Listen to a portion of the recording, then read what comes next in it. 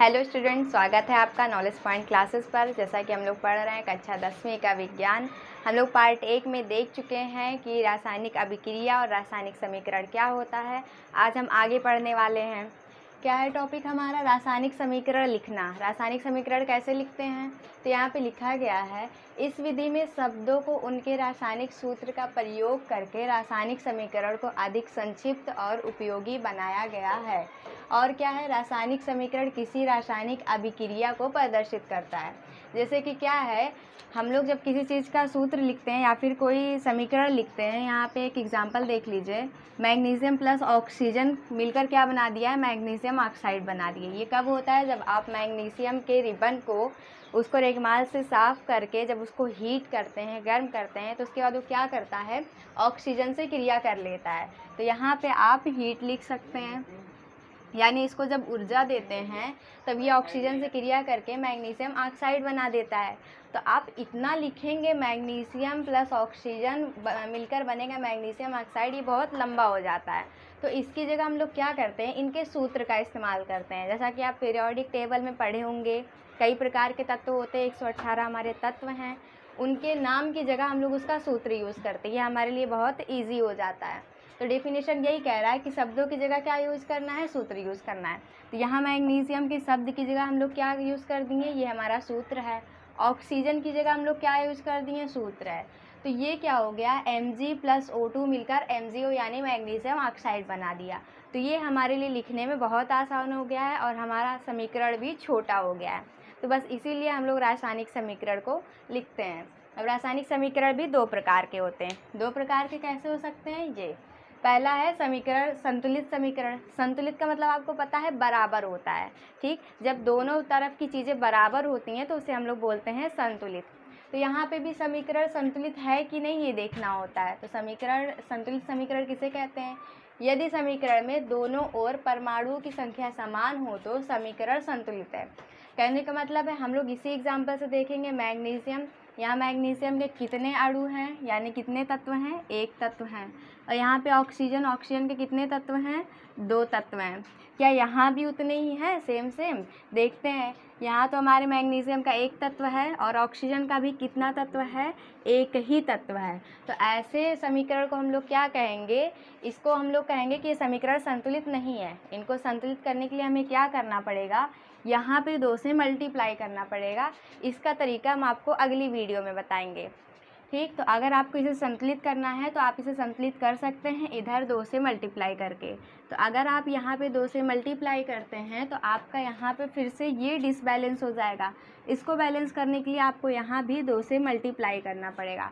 इससे आपका समीकरण क्या हो जाएगा? संतुलित हो जाएगा। एक संतुलित समीकरण का हम एग्जाम्पल ले लेते हैं। बहुत ईजी सा एग्जाम्पल ले लेते हैं जल बनाने के लिए। ठीक, जल कैसे बनता है? H2 plus O। ठीक, यानी हाइड्रोजन के 2 तत्व हो जाएंगे, ऑक्सीजन के 1 तत्व हो जाएंगे। ये दोनों मिलकर क्या बना देंगे? H2O। हम लोग काउंट करते हैं क्या इनमें जो नंबर ऑफ एटम है वो इक्वल है कि नहीं है। तो यहाँ पे हाइड्रोजन के 2 तत्व हैं, ऑक्सीजन के 1 तत्व हैं। दोनों मिलकर कितने हो गए? 3 हो गए। अब यहाँ भी देखते हैं ऐसा है कि नहीं है। तो यहाँ भी हाइड्रोजन के 2 तत्व हैं और ऑक्सीजन के 1 तत्व हैं। ये दोनों मिलकर कितने हो गए? 3 हो गए।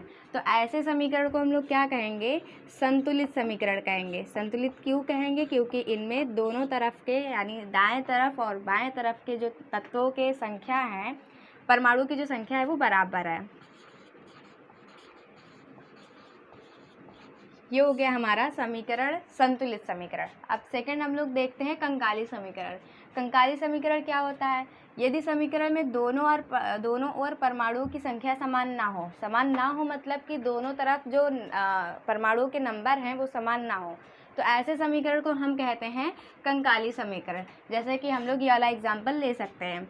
मैग्नीशियम को जब ऑक्सीजन में मिलाते हैं या फिर ऑक्सीजन के साथ क्रिया कराते हैं तो ये क्या बना देता है? MgO बना देता है।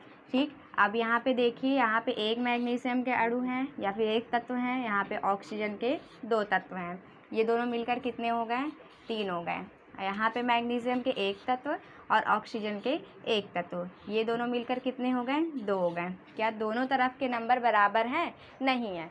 तो ऐसे समीकरण को हम लोग क्या कहते हैं? कंकाली समीकरण।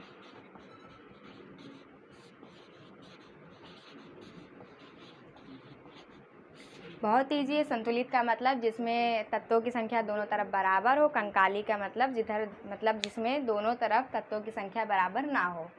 अगला है संतुलित रासायनिक समीकरण का महत्व। इसका महत्व क्या है? क्यों ऐसा हम लोग करते हैं? तो रासायनिक अभिक्रिया में अभिकारकों व उत्पादों में उपस्थित तत्वों के परमाणुओं की संख्या समान होनी चाहिए। इनका महत्व इसीलिए है कि भाई इनकी जो संख्या है दोनों तरफ की वो समान होनी चाहिए। तो हम लोग देखेंगे कैसे समान होनी चाहिए, किस आधार पर हम लोग समान करेंगे। तो इनके लिए हम द्रव्यमान संरक्षण का नियम यूज़ करते हैं। द्रव्यमान संरक्षण का नियम आप कक्षा 9वीं में बहुत अच्छे से पढ़े होंगे। बहुत ही ईजी है ये नियम। देखते हैं क्या है। इनके अनुसार क्या होता है, किसी भी रासायनिक समीकरण में ना तो द्रव्यमान उत्पन्न होता है और ना ही नष्ट होता है। कहने का मतलब है रासायनिक समीकरण या पूरे ब्रह्मांड में कहीं भी आप बात कर लें तो ना तो हम किसी चीज़ को उत्पन्न कर सकते हैं, ना ही किसी चीज़ को नष्ट कर सकते हैं। तो ऐसे ही रासायनिक समीकरण में भी ना तो हम लोग द्रव्यमान उत्पन्न कर सकते हैं और ना ही नष्ट कर सकते हैं। कहने का तात्पर्य है किसी भी रासायनिक में अभिकारकों का कुल द्रव्यमान उत्पादों के कुल द्रव्यमान के बराबर होता है। अभिकारक क्या होता है? आपका जो बाएं तरफ का पक्ष होता है वो अभिकारक होता है। यानी जो भी तत्व अभिक्रिया में भाग लेते हैं उन्हें अभिकारक कहते हैं। हाँ सही है। फिर अब इन दोनों के मिलने के बाद जो चीज़ बन रहा है इसे हम लोग उत्पाद कहते हैं। उत्पाद हमेशा दाईं ओर होता है और हमारा अभिकारक हमेशा बाईं ओर होता है। तो ये कह रहा है किसी भी रासायनिक अभिकारक ये हो गया इनका कुल द्रव्यमान और उत्पादों का कुल द्रव्यमान। इनका द्रव्यमान और इनका द्रव्यमान क्या होना चाहिए? बराबर होना चाहिए। इसी के बेस पर हम लोग क्या करते हैं? रासायनिक समीकरण को संतुलित करते हैं। तो आई होप आप लोग को वीडियो पसंद आई हो। अगर आप लोग को वीडियो पसंद आई हो तो वीडियो को लाइक करिए, चैनल को सब्सक्राइब करिए और शेयर करिए। Thank you.